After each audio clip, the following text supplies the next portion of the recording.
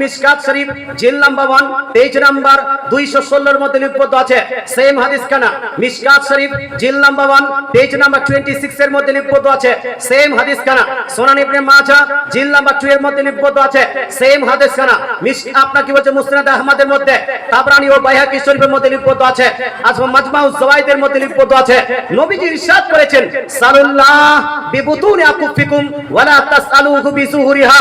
হে আমার উম্মত উম্মতিরা, তোমরা যখন আল্লাহর কাছে দোয়া করবে তো দুই হাত তুলেই দোয়া করবে। জোরে বলে সুবহানাল্লাহ, এটা জোরে সুবহানাল্লাহ।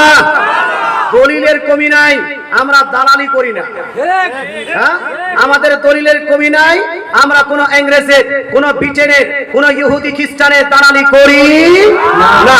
আমরা দলিল দিই রাসূলুল্লাহ, আমরা দলিল দিই কোরআন শরীফের, আমরা সাহাবীদের ইজমা মানি, আমরা সাহাবীদের অ্যাক্টিভিটিকে মানি, আমরা সাহাবীদের সুন্নতকে মানি, আমরা রাসূলুল্লাহ সুন্নতকে মানি।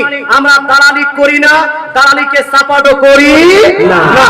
যেই ব্যক্তিরা আজ থেকে 20 বছর আগে পর্যন্ত, 20 বছর আগে পর্যন্ত সবাই দোয়া করে করে করে করে করে করে ওর বাপ দাদা 14 গোষ্ঠী মারা গেল, এখন যদি করে যে দোয়া করা যাবে না, ই দালালি করছে কি করছে না ভাই?